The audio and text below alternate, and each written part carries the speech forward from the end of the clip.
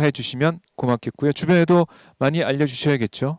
네, 그렇습니다. 우리가 서로 응원하고 좀 함께 연대했으면 좋겠습니다. 자, 그럼 이재명 지사 지금 들어오고 있는데요. 브리핑 함께 보시죠.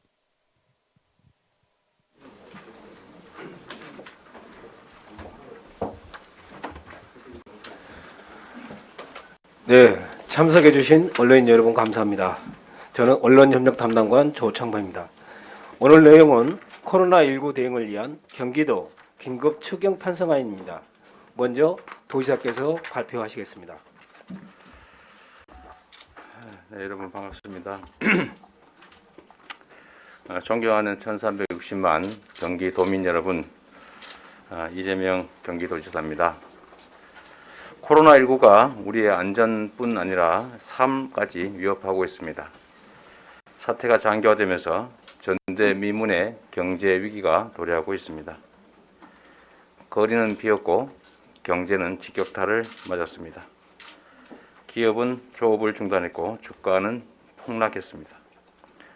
코로나19 환자 그리고 그 가족과 동료 모든 도민과 국민이 힘겨운 싸움을 이어나가고 있습니다. 우리 경기도는 코로나19에 긴급 대응하기 위해서 2020년도 제1회 추경 예산을 편성했습니다.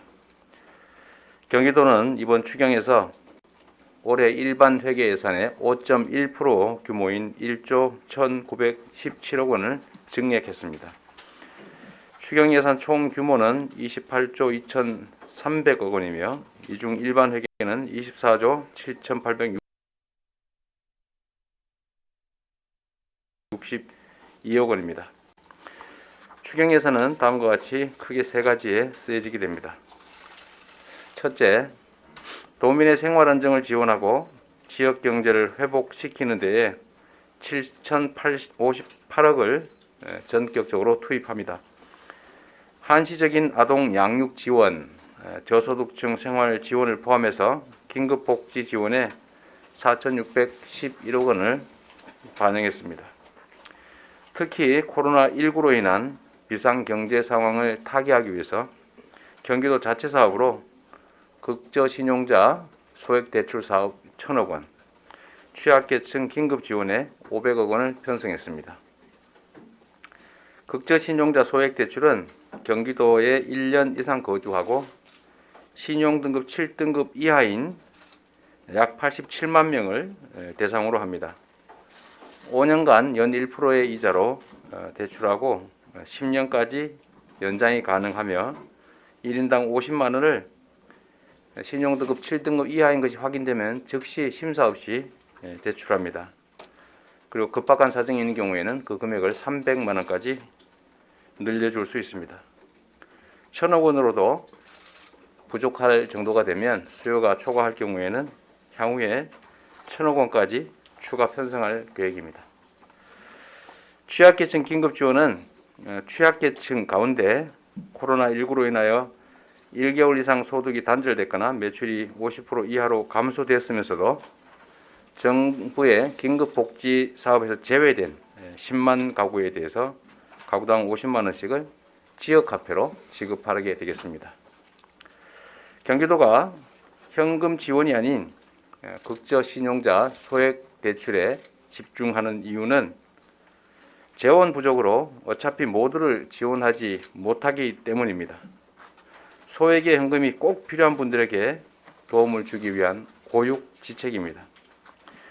2천억 원의 재원도 50만 원씩 지급하면 40만 명만 혜택을 볼 수가 있는데 이것은 경기도민 1,360만 명 중에 3%에 불과합니다.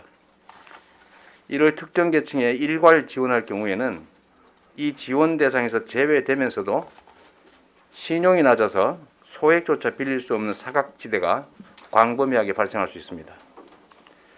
지원의 사각지대에서 고금리의 대부업체를 이용해야 하거나 특히 이마저도 어려운 이들에게 당장 입에 풀칠이라도 할 수 있도록 지원하는 것이 시급하다고 판단했습니다.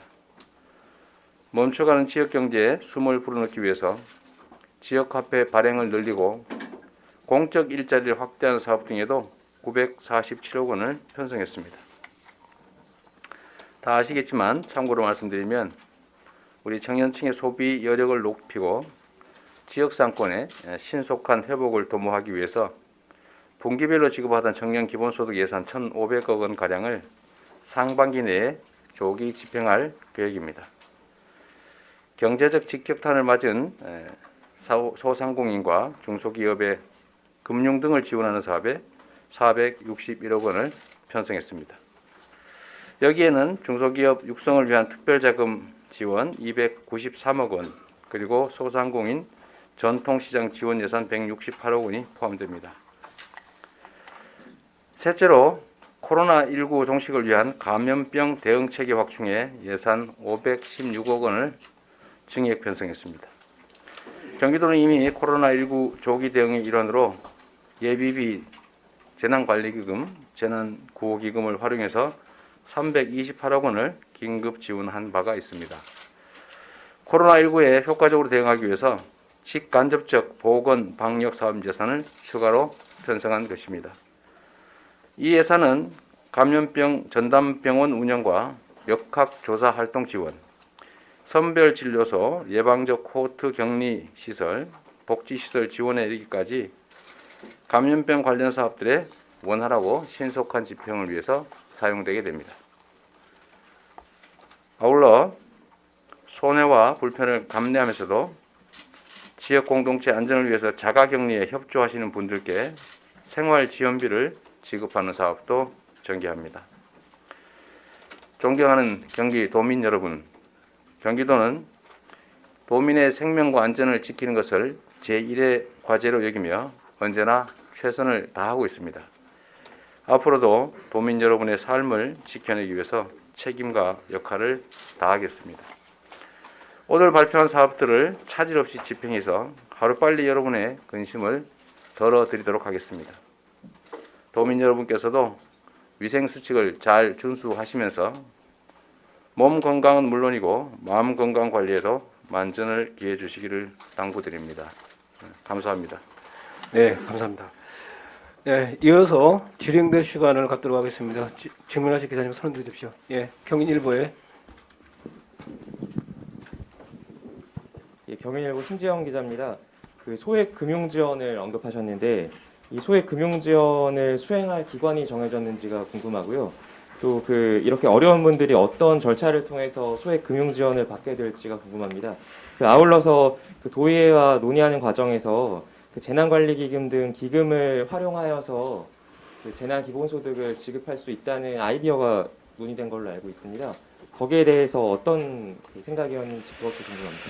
네, 우선 소액금융 지원은 말씀드린 것처럼 그 소액조차도 신용등급 때문에 빌릴 수 없는 그런 사람들이 일가족과 함께 극단적 선택을 하는 일이 과거에도 있었습니다.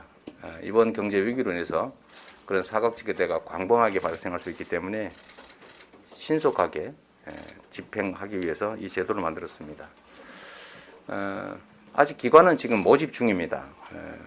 수행 기간은 모집 중이고 곧 결정될 겁니다. 결정이 되는 대로 시스템을 갖추고 가장 간단하고 가장 빠른 방법으로 소액 대출이 즉시 이행될 수 있도록 준비해 나가겠습니다. 다만 지금 당장은 어렵고 몇 주간 정도의 절차적 시간이 좀 필요하지 않을까 생각하고 있습니다. 아주 쉽게 우리가 상상을 하면 법률상 장애가 없다면 신용등급은 본인이 확인할 수 있기 때문에 뭐 주민자치센터든 어떤 뭐 수탁받은 금융기관이든 개별 기관들에서 본인의 동의를 받아서 신용등급만 확인하고 즉시 사인하고 지역화폐로 아니 현금으로 지원할 수 있습니다. 재난기본소득과 관련해서는 논의가 참 많습니다. 의회에서 이 문제를 선도적으로 제기해 준 것에 대해 감사드립니다. 지금 재난관리기금을 활용하자는 얘기가 있는데 저희가 자체적으로 저희도 검토해 본 결과에 의하면 도민 1인당 10,000원 정도 이상을 주기가 어려운 수준의 그런 재원입니다. 재난기금이 있긴 하지만 그걸 다 사용할 수는 없는 것이고 법적 제한이 있기 때문에 저희가 재원의 가용성을 높이기 위해서 중앙정부에 재난기금의 사용 용도를 좀 확대해달라고 요청해 놓은 상태입니다. 네. 네, 다음 질문 받겠습니다. 예, KSP. 네, KSP 뉴스 김정 기자입니다. 앞에 질문에 좀 추가로 궁금한 부분이 있어서 질문드리겠습니다. 우선 그 신용등급 7급 이하 현금으로 70만 원 지원하신다고 하셨는데 그 현금 지원을 하게 되면 일반적인 어떤 지역 상권 활성화라든가 그 생활자금으로 쓰는 것보다는 혹시 저신용자이기 때문에 금융기관이나 이자 납부라는 이런 어떤 그런 대납 효과로 이제 치부가 될 수 있는데 혹시 그 점에 대해서 혹시 생각하신 게 있으신지? 네.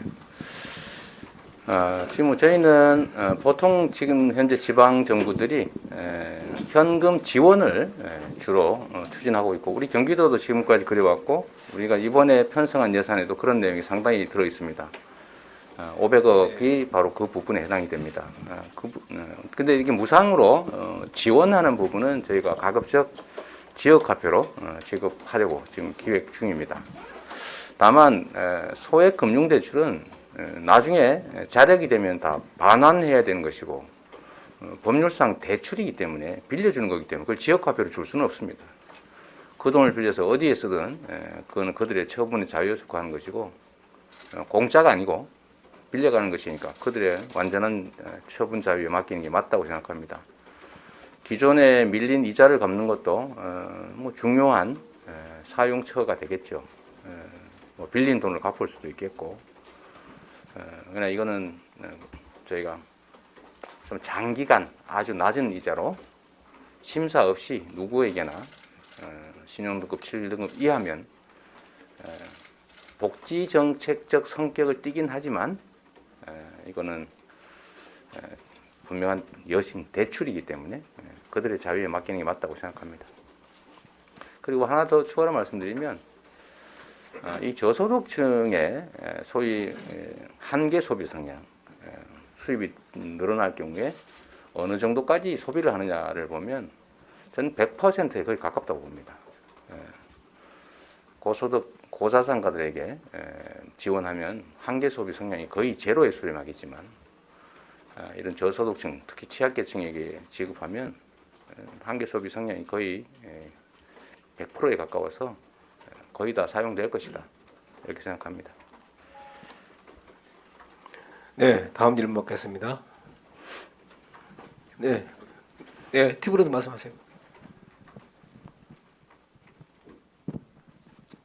예, 지사님 한 두 가지만 간단하게 여쭤보려고 그러는데 자가격리자들에 대한 지원 간단하게 언급되어 있는데 구체적인 내용이 있으시면 좀 말씀해 주시고요.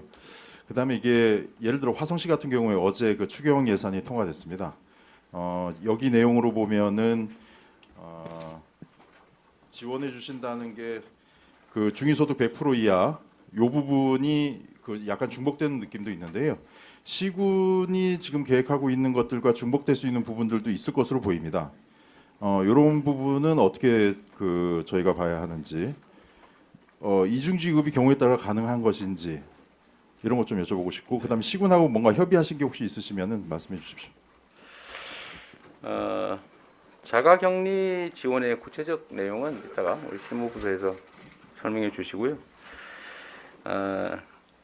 지금 중앙정부 지원과 경기도의 아까 500억 지원은 어떤 관계이냐? 아까 제가 미리 말씀드린 부분인데 저소득층부터 취약계층 중에서 낮은 부분을 정부가 책임을 집니다. 그러나 취약계층에도 불구하고 거기에는 해당되지 않는 그러니까 취약계층 중에서 중앙정부의 지원을 받는 부분을 빼고 할 것이기 때문에 중앙정부와 중복 문제는 발생하지 않습니다.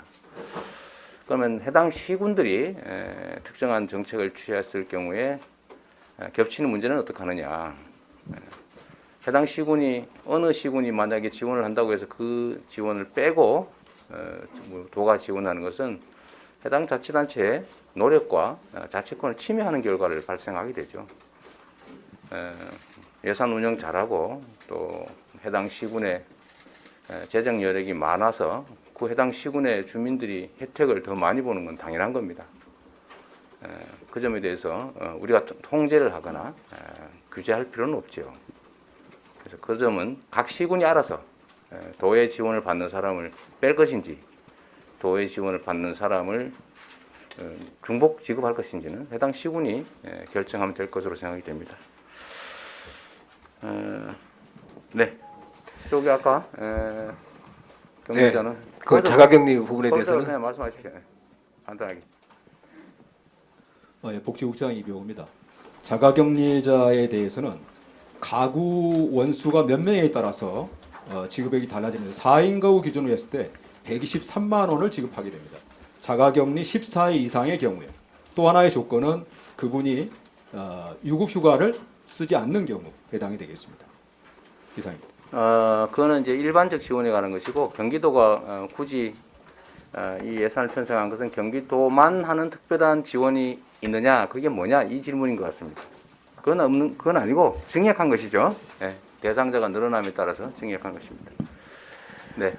네, 그럼 다음 질문 받겠습니다. 네, 국제뉴스 말씀해 주십시오. 예, 국제뉴스 김하웅 기자입니다.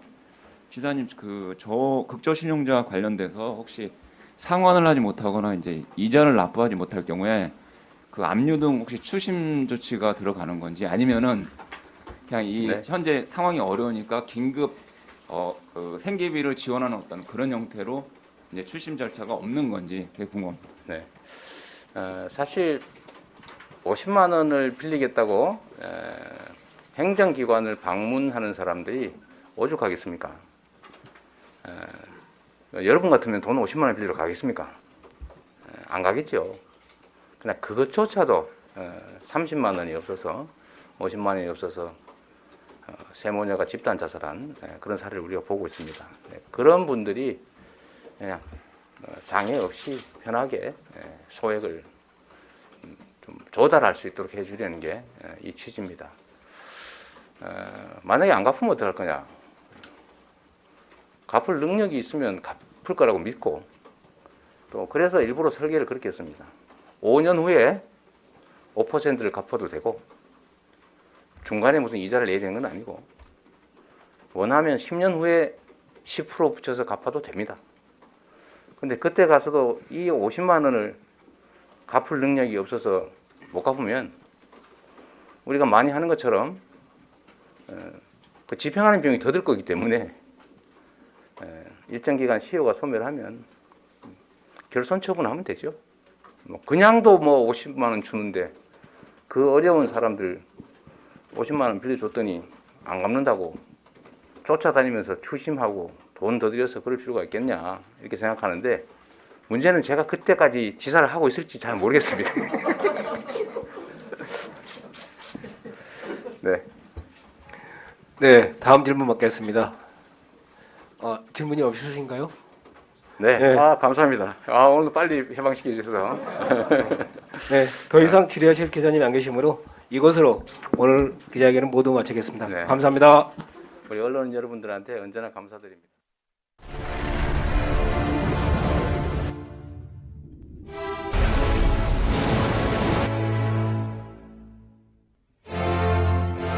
세상은 고통으로 가득하지만 고통을 극복하려는 사람들도 가득하다. 대한민국에 위기 극복의 DNA가 있습니다. 어려울수록 하나 되고 위기에 더 강해진 우리는 대한민국입니다. 네, 지금까지 이재명 지사의 브리핑 기자회견 함께 하셨습니다. 코로나19 대응을 위해서 1조 1,917억 원 규모의 코로나19 대응 긴급 추경 예산안을 발표했습니다. 극저신용자 소액대출 1,000억 원, 취약계층 긴급 지원에 500억 원 등 1,500억을 우선은 지원을 하고요. 이 자영업자가 너무 힘들고 어렵기 때문에 지원을 하지 않을 수 없다라는 얘기를 하고 있습니다. 또 추경을 통해서 이 재원을 좀 마련해야 될 것으로 보이는데, 추경 예산 규모는 28조 2,300억입니다. 28조 2,300억 추경을 추진하고요. 그리고 도민의 생활 안정을 지원하고 지역 경제를 회복시키기 위해서 7,058억 원을 전격 투입하겠다 이렇게 얘기를 하고 있습니다.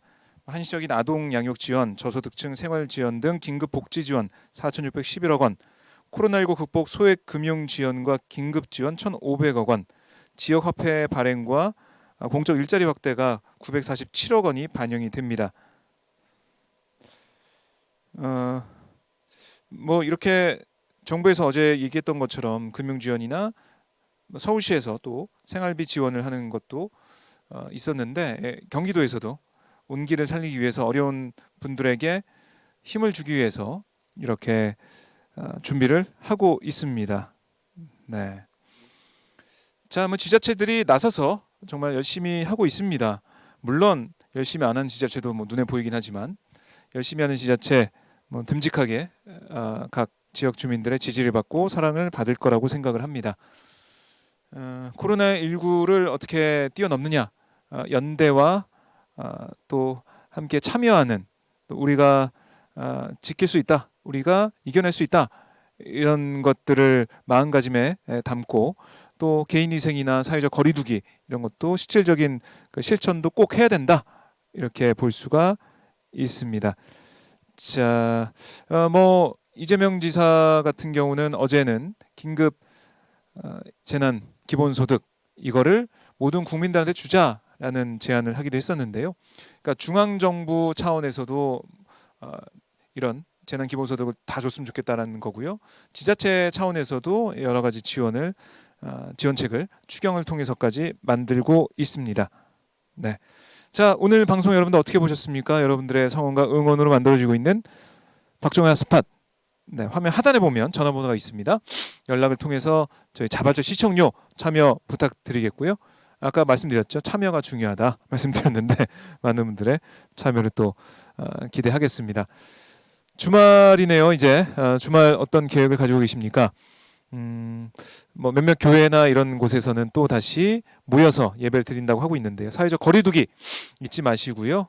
그래도 뭐 산책을 하거나 그리고 뭐 동네 가게를 방문하거나 이런 것들은 하셔도 되겠습니다. 밀접 접촉과 사람 많은 곳을 많이 피하고 또 개인위생, 마스크 착용 이런 걸 잘한다면 우리가 이겨낼 수가 있겠습니다. 자, 그럼 저희 오늘 방송 여기서 마치고 다음 주 월요일에 다시 인사드리겠습니다. 주말 건강하게 잘 보내시길 바라겠습니다. 고맙습니다.